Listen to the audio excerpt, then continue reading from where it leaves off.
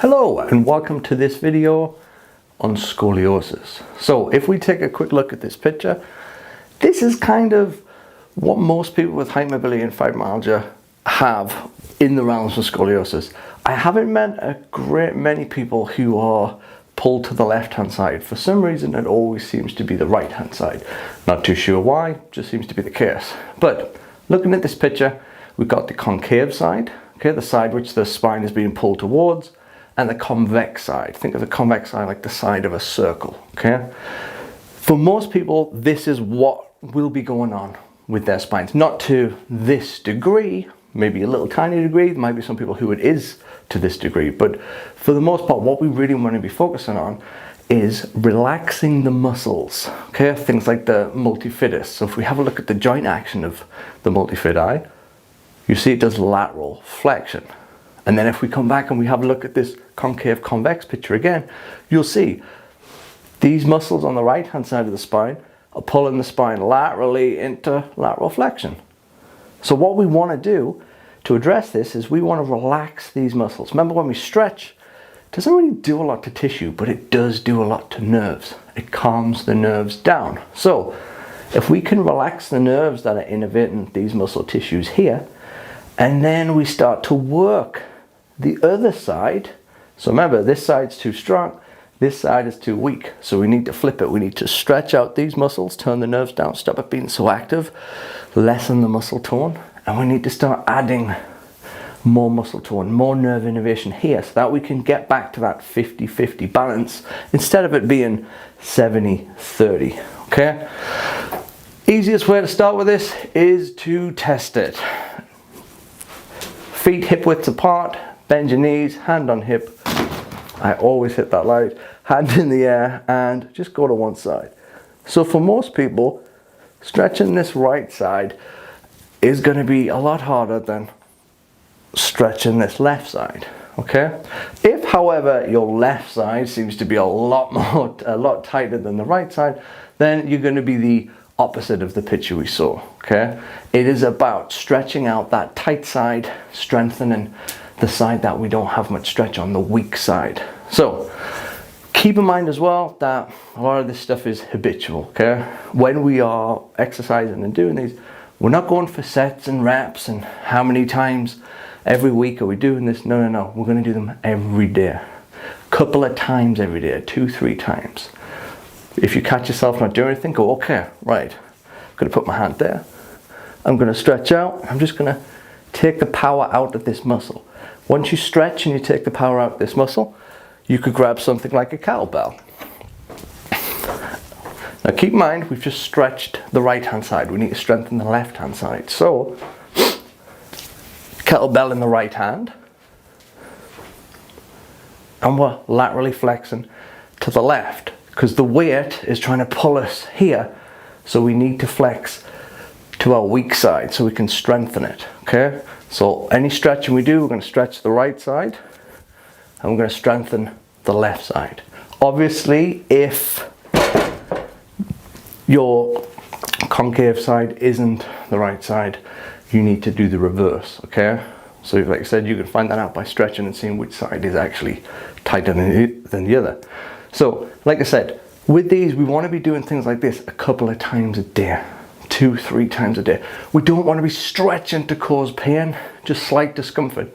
We just want to keep taking the tension out of the overactive side and adding some tension in the underactive side. More importantly, if you're at school, if you're at work, you need to make sure that when you're getting tired typing or writing, you're not just slumping into that position. That's what I mean when I said it's habitual. It's part of our daily life. You need to get out of it and start keeping everything open, okay?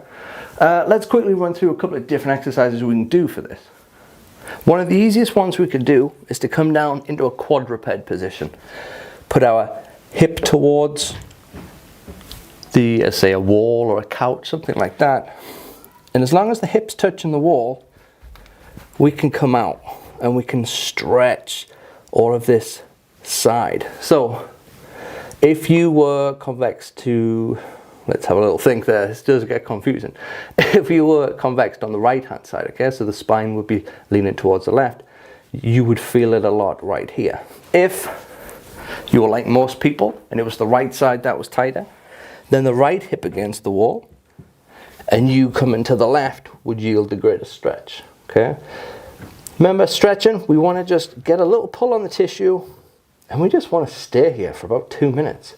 It shouldn't be super duper uncomfortable, it shouldn't be painful, it should just feel, well, almost nice. You're stretching on tissue that hasn't been stretched for a long time.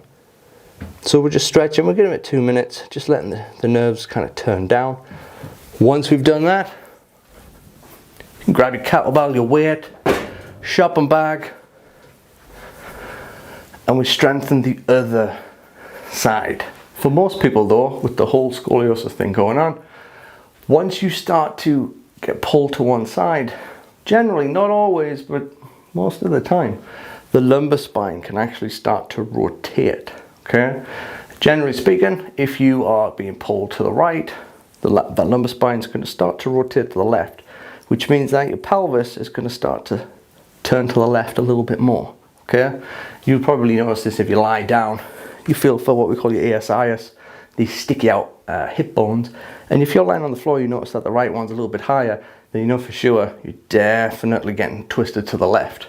Likewise, if the convex and concave is on the opposite side, what you'll find is that as you get pulled to this side, lumbar spine probably start rotating to the right, which means this ASIS would sit a little bit further forward. So when we're doing our stretches, what we can do is use a book. We want to stick a book down, okay? So let's say I'm tight on the right, getting pulled this way. What I want to do, okay, so if I'm right there, twisting to the left, I want to put my foot on the book just in front. This way it's lifting this hip up so it's in line with this one, because if we start rotating this side, it's going to not be level. So I've got my foot on a book, just in front of my other foot, hips nice and level. Now I could do my stretching, okay? So keep in mind, if you pulled on the right hand side, the right side that's stiff, lumbar spine's twisting to the left, we want the book under the left foot. If it's the left side that's super tight, okay, we want the book under the right foot because we're most likely twisting to the right. Now don't take this as gospel. You can be convex to the concave to the right, but also twist to the right. It gets complicated. It's not, you know, a gold standard. It's not going to happen to everybody. So just have a little look. If you have any issues, you know, reach out, talk to me. I can help figure it out for you. If you're my client, then we already know which side we should be working on. But for most people, you're going to be tight on the right side, and you're going to be lumbar spine twisted to the left a little bit. So left foot on the book, stretching to the left, which stretches the right side. Kettlebell work, right hand going to the left side. Easy peasy. I know, super complicated, starts to become a bit of a paradox but once you get to the end of it, but it is what it is. So like I said, sets, reps, things like that, don't think so much of it in those terms, okay? It's not an exercise. It's something we need to start instilling in every day so that we can start to make this tissue less active and make this tissue more active so we can get back to that 50-50 balance. Remember, don't kick the absolute arse out of it. These tissues aren't used to being stretched. They're used to being like that. Go nice and easy. 2-3 times a day. Stretch out for 2 minutes. Or like the one down there, the wall stretch we did. Grab a kettlebell afterwards. 30 repetitions. Have 30 seconds rest. 30 repetitions again. Easy peasy.